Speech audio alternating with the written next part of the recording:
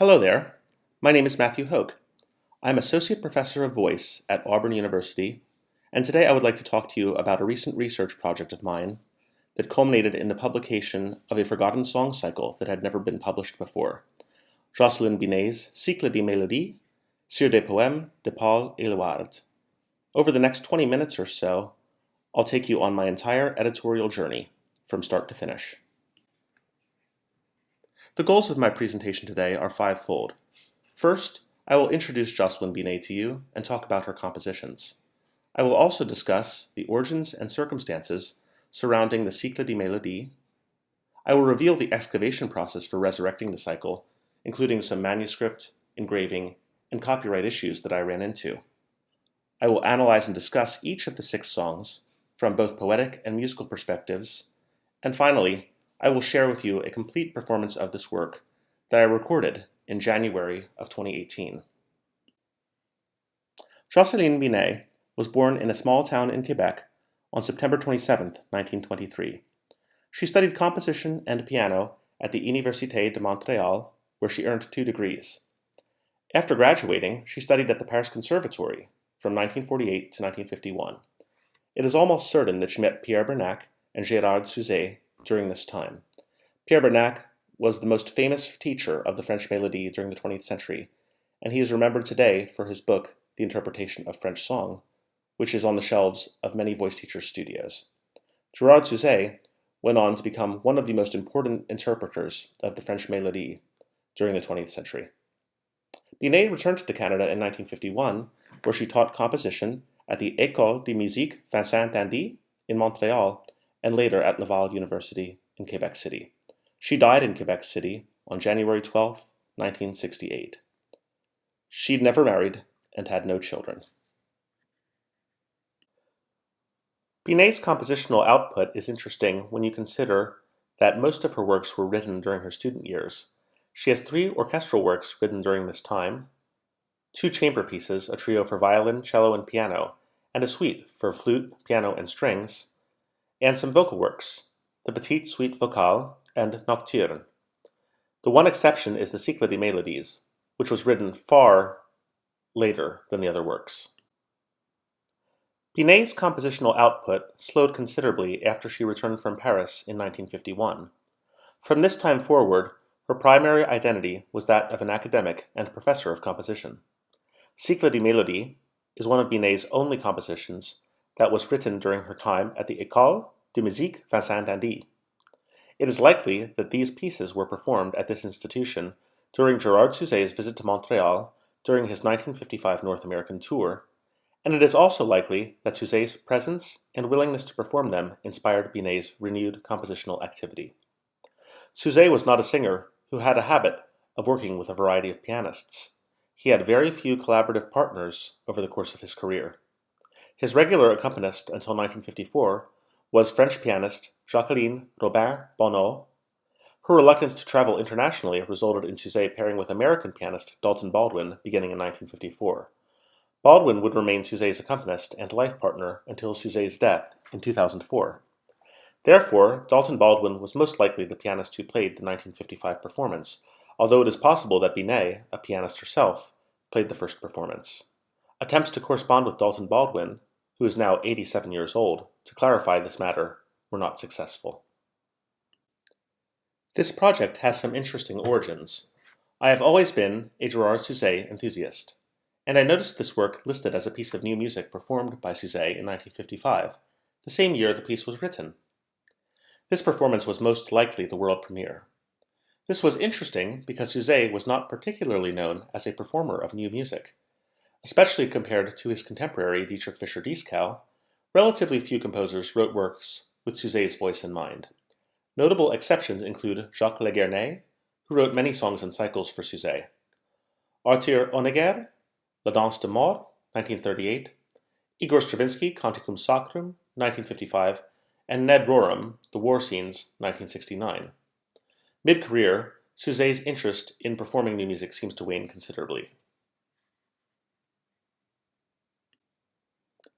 After discovering this title in Suzet's catalog, I began searching for the score. My extensive personal Gerard Suzay discography and online database searches revealed that the piece had never been recorded.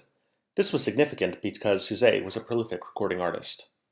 Glendower Jones of Classical Vocal Reprints initially had never heard of this piece. This is also significant because Glendower knows everything. He later confirmed that it had never been published. Liza Weisbrod, music librarian at Auburn University, helped the author track down the Jocelyn Binet archives, which are currently housed in the Bibliothèque et Archives Nationales du Québec. A French-language request was then submitted to this library, inquiring about the manuscript to the Cycle des Mélodies. A period of waiting then began. Initially, I heard nothing back from the library, until one day, the manuscript arrives. In September of 2016, PDF scans of the complete manuscript are emailed to the author. It was a handwritten manuscript in Binet's own handwriting. It was 10 pages in length, with one cover page, a contents listing, and 8 pages of music. The music is somewhat clear, but much of the French is very indecipherable. This would prove to be a major challenge when editing the work. I also discovered that the total number of songs in the collection, according to the contents page and the music itself, is 6, not 7, as indicated in Historica Canada and other online databases that catalog Binet's works. This determination was an important discovery. These next several slides show pages of Binet's original handwritten manuscript. This page shows the title page that was signed by Binet herself. This next slide shows the contents listing, which lists the 6 songs that comprise Binet's cycle. Here we have an excerpt from Song 4 of the cycle, and here is another excerpt from Song 5. The dedication to the cycle also was something of a mystery. Who is François Bernier, whom the cycle is dedicated to? In the front of the score, Binet writes, in French, to François Bernier, in humble admiration to a réalisateur. A réalisateur is the name for a radio, television, or cinema musician.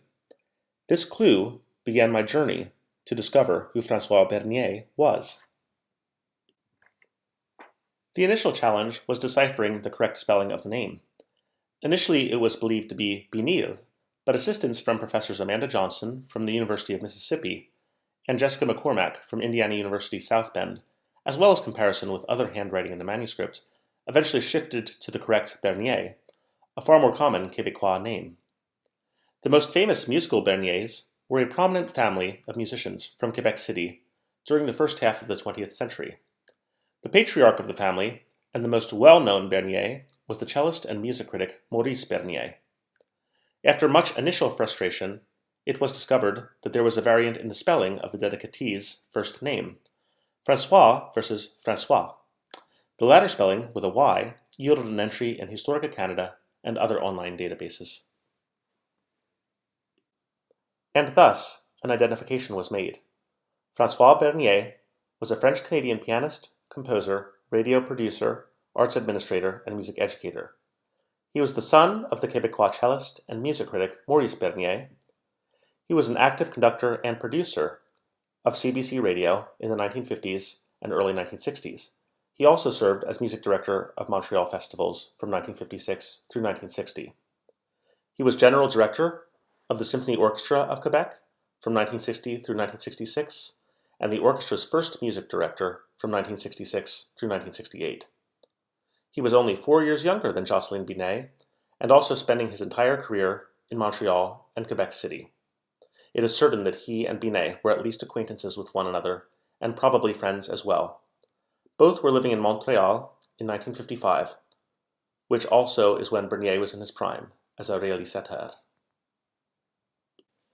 When one examines Binet's score, certain stylistic observations can be made. First, the range and tessitura of the Cycle des Mélodies strongly suggests that Binet was writing with Suzay's baritone voice in mind. The style of the cycle owes much to Francis Poulenc and Jacques Leguernet, both of whom were writing in a similar style during this time period. Like Poulenc and Leguernet, songs are not unified by any sort of tonal or pitch class cohesion. Motives and ostinatos support freely chromatic melodic lines that are governed more by the natural declamation of Éluard's poetry. Form is dictated by punctuated stanzas and shifts in poetic meaning. Double inflections in the same vertical sonority indicate Binet's preoccupation with the linear nature of lines as opposed to the spelling out of chords and vertical harmony in the traditional sense. Like Poulenc, Éluard's poems are drawn from disparate collections with little thematic unity between them. Cohesion is brought about through the composer's overall organization, stationing of content, and motivic ideas, as opposed to unification of text and imagery. All songs are rather short, ranging from only 9 measures in songs 2 and 6 to 29 measures in song 1. Erratic tessituras, similar to Poulenc's song, written for Bernac's baritone Martin voice, are also a hallmark of the cycle. This chart shows musical features from all 6 songs on the same slide. As you can see, most of the songs are very short, ranging from only 9 measures to 29 measures. They are also somewhat limited in range. The entire range of the cycle only goes from C3 to F4, an octave and a fourth in total range. This work also has several other interesting features. First, Binet was very specific about tempi with clear metronome markings for each song.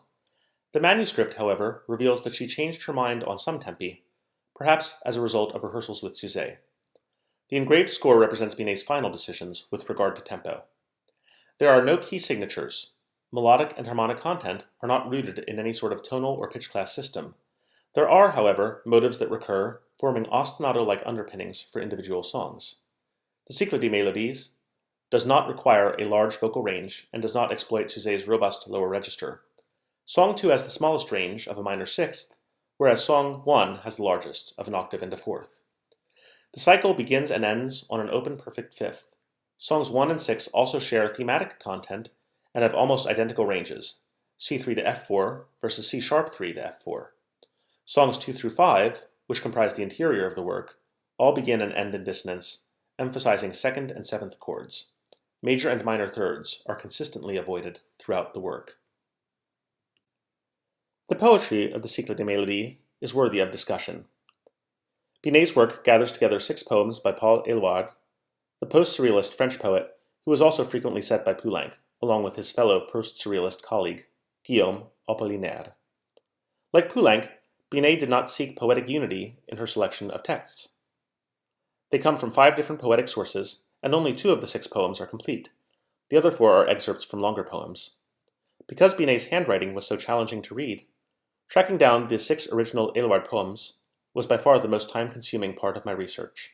This would have been next to impossible before the advent of online poetry archives and databases. 5 of the 6 poems come from early Éluard collections. Only Limite, the final poem, is from a late collection. This poem is also in a completely different style than the other 5, favoring the classic 12-syllable Alexandrine as opposed to Éluard's more typical vers libre. It is possible that this poem was chosen for its final word, absence, which is also set on an open fifth, thus concluding the cycle as it began. This slide consists of a chart which reveals the original sources for the 6 poems that Binet selected. Over the course of the next 6 slides, you will hear a complete performance of the work, which I recorded in January of 2018 with Auburn University pianist Jeremy Samoleski. On each slide, you will have a translation that was written by myself and Dr. Madeline Marshall. I invite you to listen to these performances while following along with the text.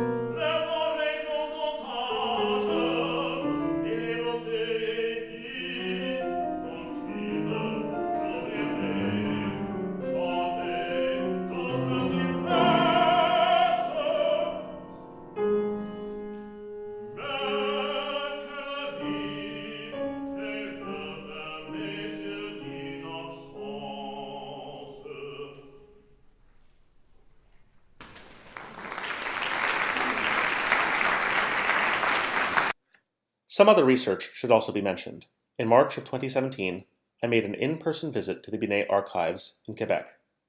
The visit was interesting, but yielded no substantial new information. In 2018, I published the fully engraved Cycle des Mélodies with Glendower Jones at Classical Vocal Reprints. The year 2018 is significant because it is the year the work entered the public domain, 50 years after Binet's death. The publication includes a critical essay and facsimile of the original manuscript. A forthcoming article about my journey has been submitted to the Journal of Singing for possible publication. Future research includes continued exploration of Binet's works, with an emphasis on her other vocal works. Another research goal is to consider this work alongside other 20th century French melodies via the intersection of French poetic meter with rhythmic, metric, and other temporal aspects of selected works by Poulenc and Leguernet. If you are interested in purchasing the engraved score of the Cycle des Mélodies, you can do so by visiting the website of Classical Vocal Reprints. The cover of the work is pictured here. I would like to express my gratitude to several institutions and individuals who made this project possible. I would first like to thank the librarians and archivists at the Bibliothèque et Archives Nationales de Québec. I would also like to thank Glendower Jones of Classical Vocal Reprints for publishing the score. Liza Weisbrod, a music librarian at Auburn University, and Eveline Bournier, Associate Professor of French, were also invaluable.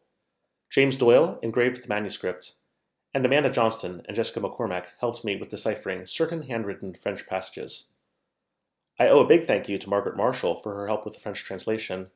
And finally, I would like to thank Anna Hersey, Associate Editor of Lectures, Performances, and Lecture Recitals for the College Music Symposium, for archiving this work.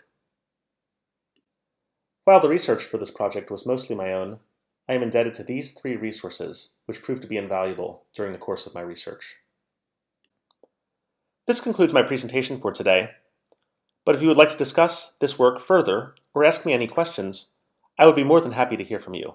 My contact information is on this slide. Thank you so much for joining me today, and I hope that you will enjoy listening to Jocelyn Binet's Cycle des Mélodies and exploring the score. I hope that she receives many performances in the coming decades.